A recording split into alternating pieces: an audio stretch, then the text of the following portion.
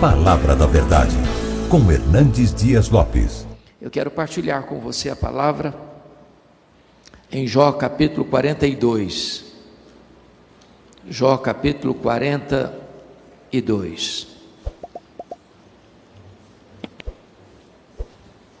Versos de 1 a 6.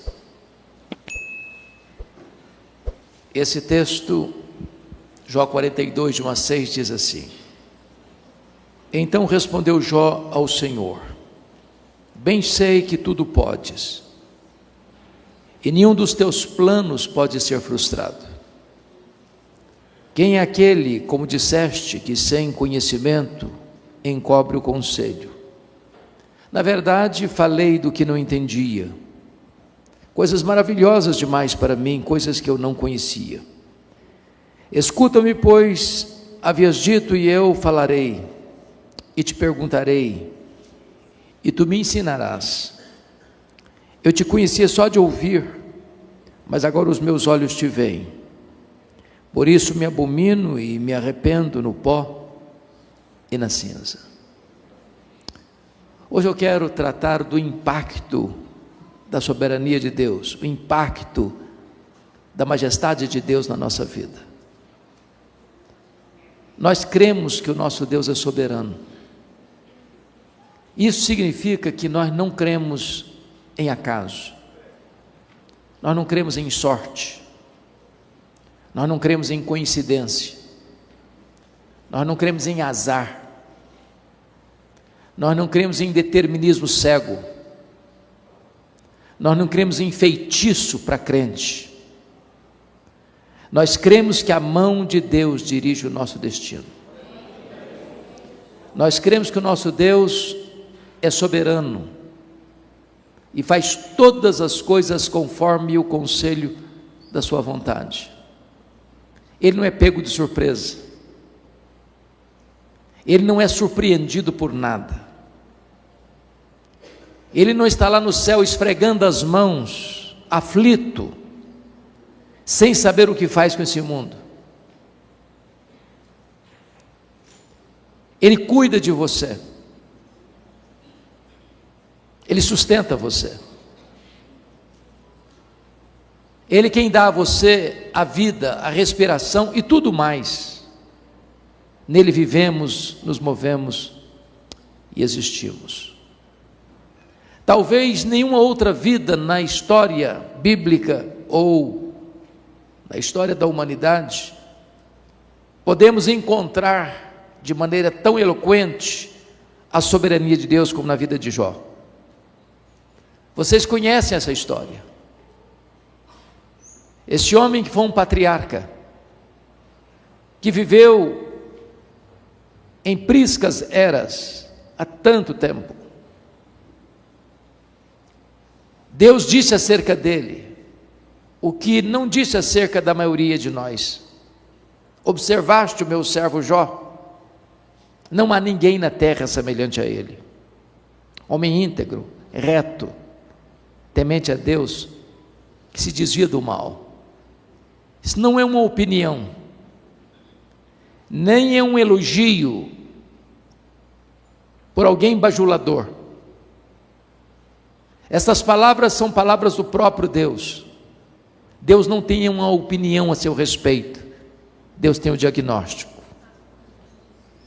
E por isso diz a Bíblia que Satanás insinuou para o próprio Deus que Jó só servia a Deus por interesse, que religião na vida de Jó era um negócio,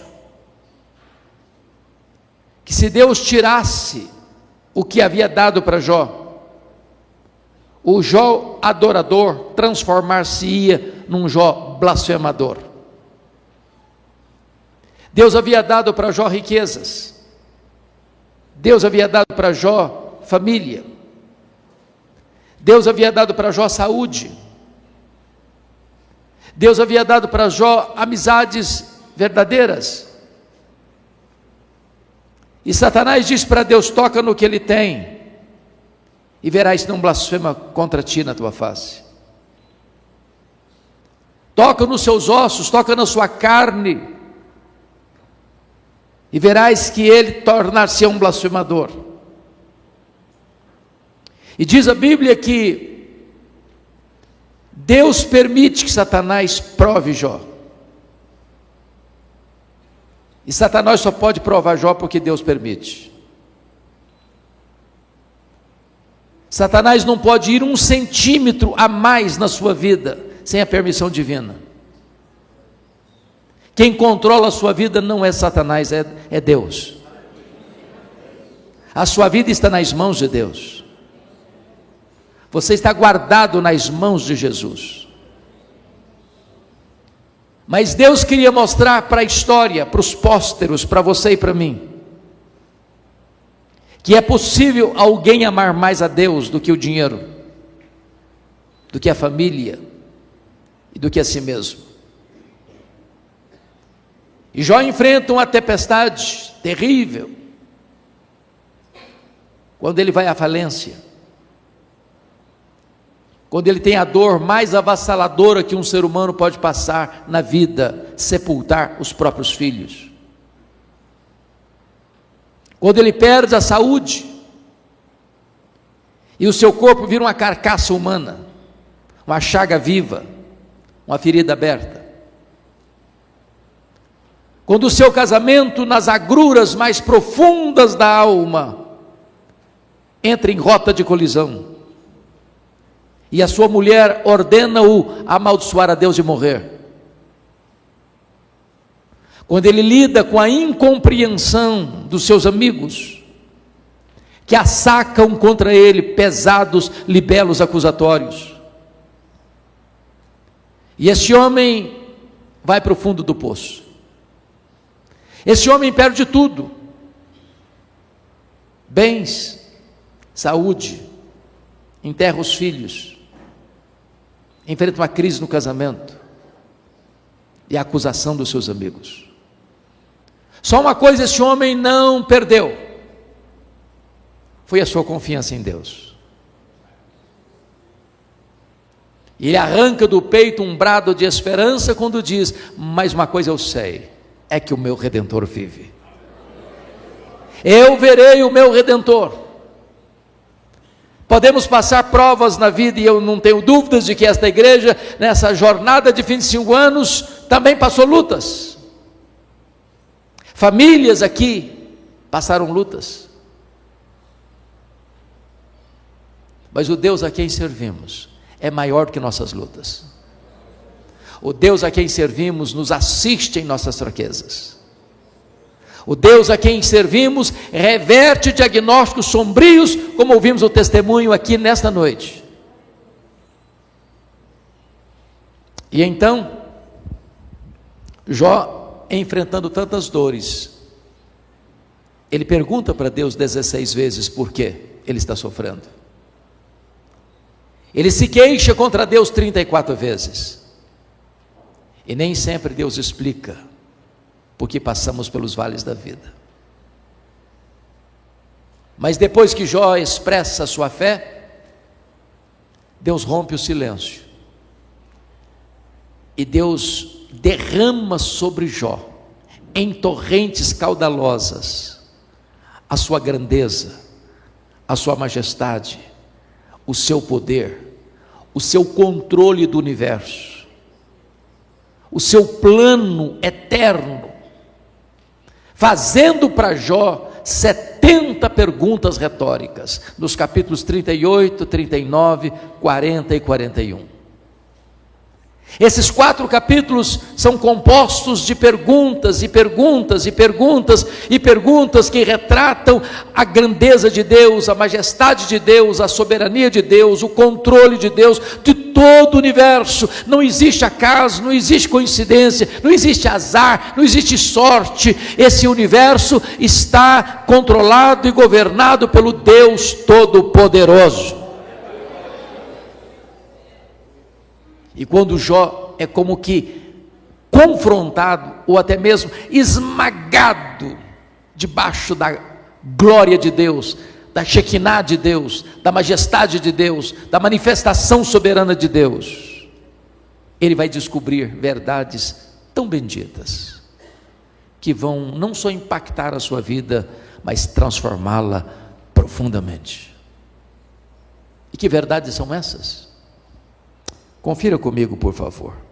Em primeiro lugar, no versículo 2, ele vai dizer: então Jó respondeu ao Senhor: bem sei que tudo podes.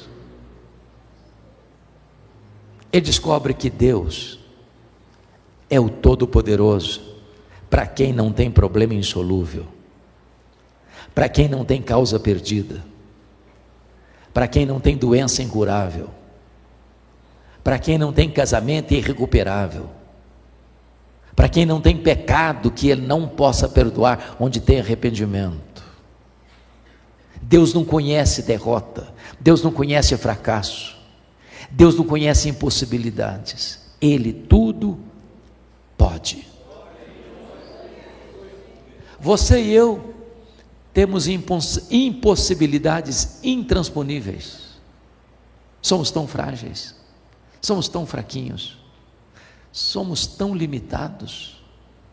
Eu fico impressionado, porque quando você olha a literatura hoje, nos livros que são publicados, dezenas e dezenas diariamente, a grande maioria desses livros são livros de autoajuda, são livros que fazem cócegas no seu egoísmo, na sua vaidade, dizendo que você é forte, que você tem a força, que você tem o poder, que você é um gigante adormecido, que basta fazer cócegas no seu interior, que você se levantará como um gigante, que há poder nas suas palavras.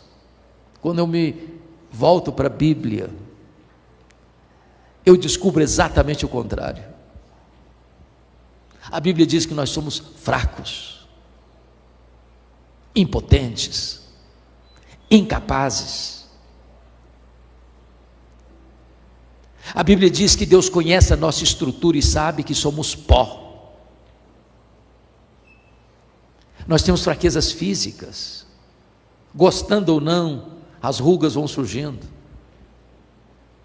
Nem os cosméticos de melhor qualidade conseguem driblá-las. Nem as cirurgias plásticas mais sofisticadas conseguem ocultá-las. As nossas pernas ficam bambas, os nossos joelhos trôpegos, as nossas mãos descaídas, os nossos olhos embaçados. Temos fraquezas físicas, temos fraquezas emocionais. Quantos de nós aqui já não passamos pelo vale da depressão? Quantos de nós aqui, nas noites mais escuras da alma, gememos e sangramos, dizendo: eu não aguento mais? Temos fraquezas morais. Quantos de nós, já não chorando diante de Deus, prometemos nunca mais incorrer neste ou naquele erro, neste ou naquele pecado, e nos flagramos cometendo os mesmos erros? Temos fraquezas espirituais. Somos um ser ambíguo, contraditório, paradoxal. A Bíblia diz: o bem que nós queremos fazer, não o fazemos, o mal que não queremos, esse praticamos. Somos fracos. Mas é maravilhoso você hoje aqui, neste culto, nesta hora, nesta noite, poder afirmar: mas o meu Deus tudo pode. Tudo pode. Sem matéria pré-existente, Ele criou este universo, que tem mais de 93 bilhões de anos-luz de diâmetro. Sem matéria pré-existente, Ele chamou a existência as estrelas em número superior aos grãos de areia de todas as praias e desertos do nosso planeta. Sem matéria pré-existente, Ele criou todas as coisas, e pondo a mão no barro, criou o homem à sua imagem e à sua semelhança. Você bem sabe quão complexo é o seu corpo. É uma máquina incrível. Você tem no seu corpo mais de 60 trilhões de células vivas. Você tem no seu corpo mais de 102 trilhões de metros de fita DNA. Você tem em cada um dos seus olhos mais de 10 milhões de fios duplos encapados. Você é um milagre do poder de Deus. Esse Deus a quem você professa, tudo pode. Talvez você nesta noite trouxe aqui uma causa perdida, humanamente impossível, pois hoje Deus pode reverter essa situação. Hoje Deus pode virar essa mesa. Hoje Deus pode mudar o placar desse jogo. Ele tudo pode. Permita ilustrar isso.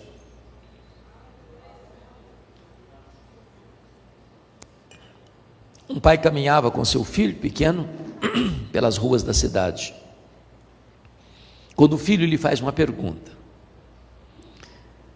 Até parece que as crianças fizeram um curso de pós-doutorado em perguntas difíceis. O menino pergunta para o pai assim: papai, qual é o tamanho de Deus? O pai engasgou porque não tinha uma resposta pronta para um menino de 4 anos.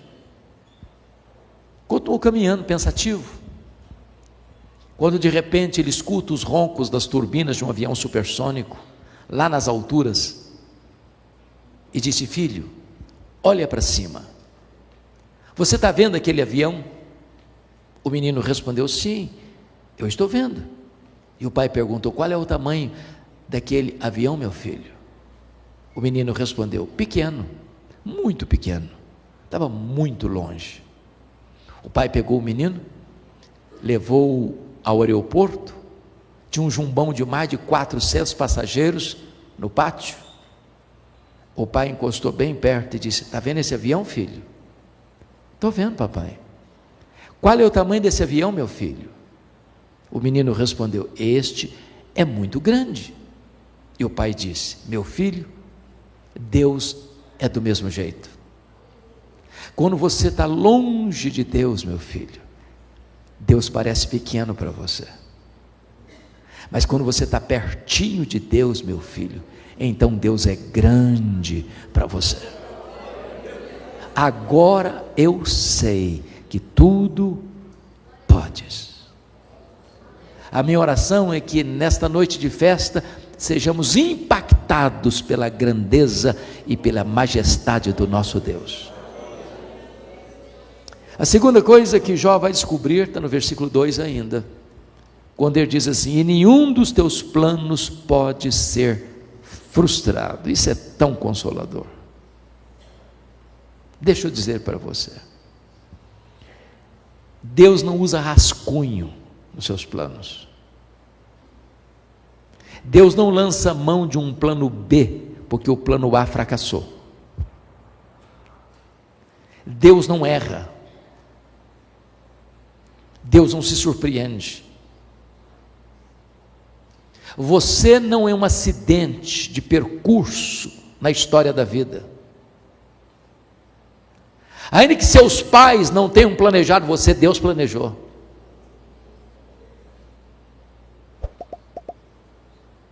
Nenhum dos planos de Deus pode ser frustrado. Ele tem o controle de tudo. Ele sabe tudo. Se você está passando uma luta, uma prova, um vale, uma enfermidade, uma crise, uma tempestade na vida, saiba que isso também está incluído no grande projeto de Deus, não para destruir você, mas para fortalecer você. Não para derrotar você, mas para tonificar as musculaturas da sua alma. Não para reprovar você, mas para provar e aprovar você. Nenhum dos teus planos pode ser frustrado. Então sua vida não está solta ao léu, jogado de um lado para o outro ao sabor das circunstâncias. A sua vida está nas mãos daquele que está sentado no trono e conduz a história ao seu destino final. A terceira coisa que Jó vai destacar, porque ele foi impactado pela majestade de Deus, pela soberania de Deus, Está aí no versículo 3, quando ele diz: na verdade eu falei do que eu não entendia, coisas maravilhosas demais para mim, coisas que eu não conhecia. Ele reconhece a sua profunda limitação. Isso me ensina muito, porque se você ler o livro de Jó numa sentada só, você vai perceber que ele, sofrendo tantos reveses na vida, ele não ficou como um estoico, com os dentes trincados, calado. Ele falou muito, ele perguntou, ele se defendeu, ele se queixou. E quando você está doído, quando você está machucado, quando você se sente esmagado pelas circunstâncias da vida, a tendência nossa são duas: ou calamos ou falamos, e falamos muito. E quando falamos muito, corremos o risco de falar o que não entendemos. E de repente Deus começa a se manifestar a Jó, derramando sobre ele a luz da sua grandeza, da sua majestade. E Deus foi revelando a Jó perguntas retóricas: onde estavas tu, Jó, quando eu lançava os fundamentos da terra? Onde estavas tu, Jó, quando eu espalhava as estrelas no firmamento? Onde estavas tu, Jó, quando eu impedia que o mar invadisse a terra e colocava limite para o mar? Onde estavas tu, Jó? E ele botou a mão na boca e disse: meu Deus, quanta coisa eu falei sem saber. Sabe qual a lição que eu aprendo aqui? Que o sábio é aquele que sabe que quase nada sabe. Porque o que você não sabe é muito maior que o que você sabe. Então, quando você encontra uma pessoa muito sabichona, que fica arrotando o conhecimento, você está perto de uma pessoa que não sabe quase nada. Porque quem sabe não faz propaganda. É lata vazia que faz barulho. Eu fui criado na região rural e aprendi uma coisa muito curiosa na lavoura. Quando você vai colher uma roça de milho, existe uma diferença entre a espiga boa, granada, e a espiga que chama-se restolho, pequena, que só tem sabugo e palha e sabugo, não tem nada, xoxa. O que é curioso é que a espiga boa, quando ela está na hora de colher, ela se dobra. O restolho nunca se dobra, fica empinadinho. Quando você encontra uma pessoa muito empinadinha, pode saber, é restolho, só tem palha e sabugo. Porque, com respeito a Deus, quanto mais você conhece a Deus, mais humilde você é. Quanto mais alto você quer subir, mais escravo de todos você deve ser. O próprio Rei da Glória diz: entre vós, eu sou aquele que serve. Então, conhecer a Deus é calçar as sandálias da humildade.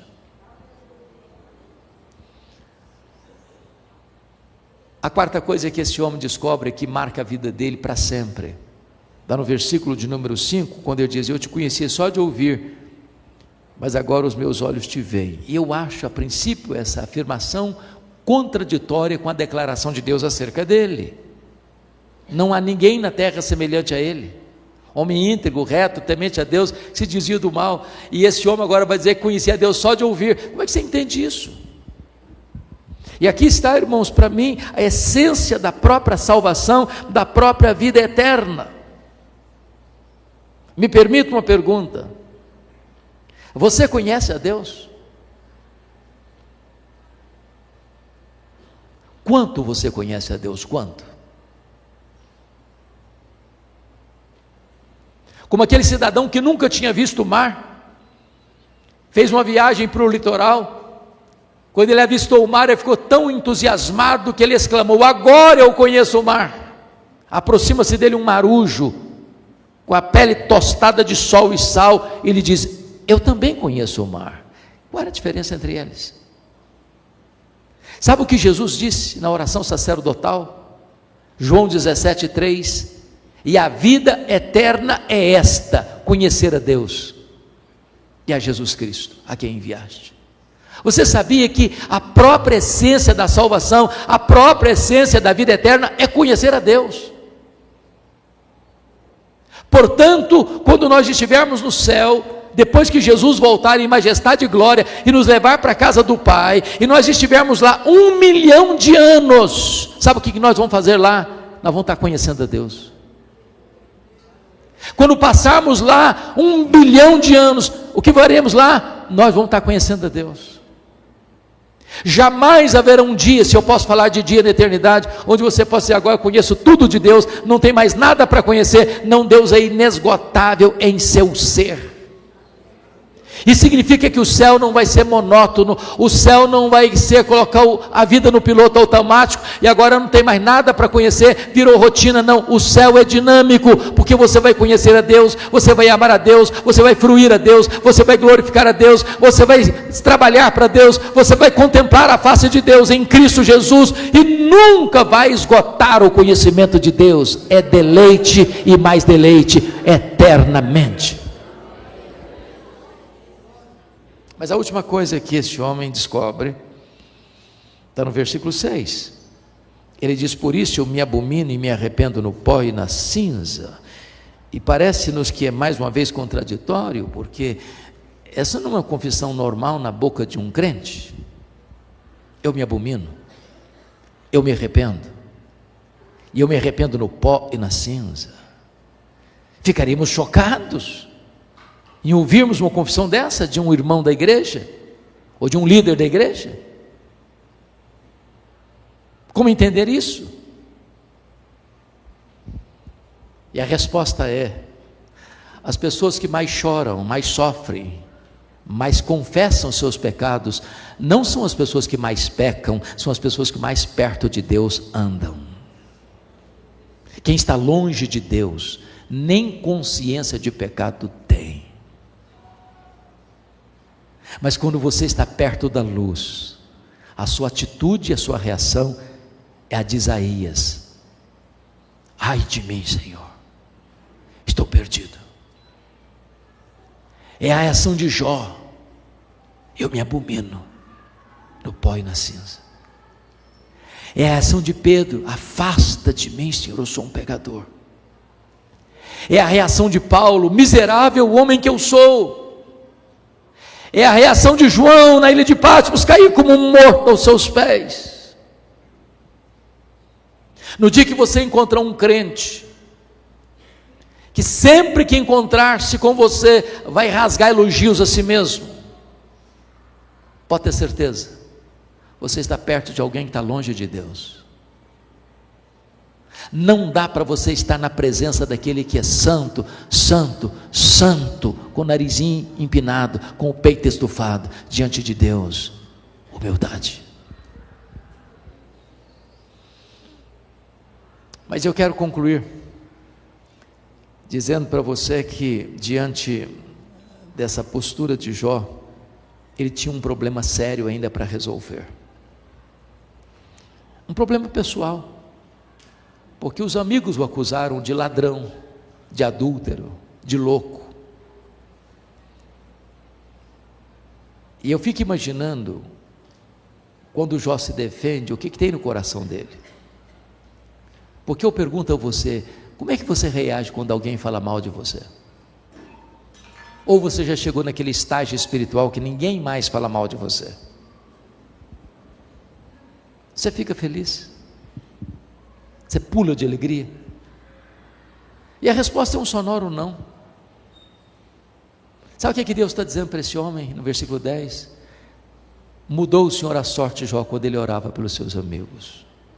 Sabe o que Deus está dizendo ao Jó: meu filho, saia dessa arena de autodefesa, pare de se queixar, comece a orar por esses amigos seus, que você não consegue ter mágoa de alguém e orar por ele ao mesmo tempo.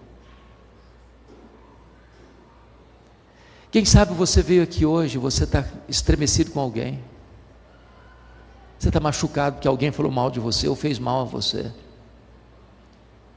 Talvez você tenha se defendido, até na justiça, e Deus está dizendo para você nesta noite: entre na brecha da intercessão, ore por essas pessoas, E quando você ora por alguém, Deus vai mudar a sua própria vida. É você que Deus vai tratar. E este Deus que é soberano, que tem o controle do universo nas mãos, é também o Deus da restauração e da restituição. Porque as 5 áreas que Satanás tentou destruir na vida dele, Deus restaurou todas elas. Primeiro, Deus restaurou a saúde. Versículo 16 diz que Deus deu para Jó mais 140 anos. Como ouvimos aqui hoje, a última palavra não é da ciência, a última palavra não é da medicina. O Deus a quem servimos não é apenas o Deus El Shaddai, é também o Senhor Jeová Rafá. Ele é o Deus que cura. Ele é o Deus que cura. Segundo lugar, diz a Bíblia que Deus restaura, versículo 10, versículo 12, Deus restaura os bens de Jó, as riquezas de Jó, e ele passa a ser duplamente mais rico do que era. Eu quero dizer para você nesta noite que Deus é o Deus da restituição, Deus é o Deus que pode devolver aquilo que você perdeu nos seus negócios, Deus é o Deus que pode reerguer a sua empresa, Deus é o Deus que pode devolver a você aquilo que financeiramente você sofreu prejuízo. Deus é o Deus da restituição. Mas em terceiro lugar, Deus restaurou os amigos de Jó, versículos 7 e 8. E eu acho isso maravilhoso, porque Deus disse para os amigos de Jó assim: olha, vocês criticaram Jó, mas Jó é mais justo do que vocês, e agora vocês vão ter que ir lá em Jó, para Jó orar por vocês, porque é a oração de Jó que eu vou ouvir para restaurar a vida de vocês. Sabe o que significa isso? Você não precisa se defender, você precisa andar com Deus, porque quando você anda com Deus, Deus defende você. Quando você anda com Deus, quem criticou você vai ter que voltar a você e mudar de opinião a seu respeito. A quarta área que Deus restaurou foi o casamento. Eu escuto alguns críticos ou alguns comentaristas até que dizem que Jó casou com outra mulher. A Bíblia não diz. Eu não tenho autoridade de afirmar que ele se casou com outra mulher, quando a Bíblia não diz que ele casou com outra mulher. Portanto, ele deve ter restaurado o casamento dele. E eu quero dizer para você nesta noite que Deus é especialista em pegar vasos quebrados e fazer vasos novos. Deus é especialista em pegar gente machucada e ferida, e tratar dessas pessoas, e restaurar o sentimento, e restaurar o amor, e dar espírito de perdão, e dar possibilidade de um recomeço para a glória de Deus, porque o vinho de Jesus é melhor que o vinho antigo. Quando Jesus faz um milagre no seu casamento, o melhor sempre vem depois. E a última área que Deus restaurou foram os filhos. Ele tinha 10 filhos antes, e tem 10 filhos agora. Deus deu tudo em dobro, tudo em dobro. Porque quando um filho morre, se você está falando de uma família de Deus, e a família de Jó era uma família de Deus, você não perde. Não é adequado nós afirmarmos: eu perdi meu pai, eu perdi minha mãe, eu perdi meu filho, eu perdi minha filha. Não é uma linguagem correta para nós. Você perde alguém quando você não sabe onde está e com quem está. Jó tem 10 filhos no céu, Jó tem 10 filhos na terra. Deus restaurou completamente. A intenção de Satanás era colocar Jó longe de Deus. O que ele conseguiu foi colocar Jó mais perto de Deus, porque os planos de Deus não podem ser frustrados. Deus trouxe a El Shaddai até aqui. Foram 25 anos. O mesmo Deus conduzirá essa igreja até que Jesus volte. E a nossa oração é que o melhor daquilo que El Shaddai já viveu até hoje sejam medidas mínimas do que Deus vai fazer nesta igreja, por esta igreja e através desta igreja daqui para frente. Parabéns, El Shaddai. Deus abençoe profundamente a todos vocês.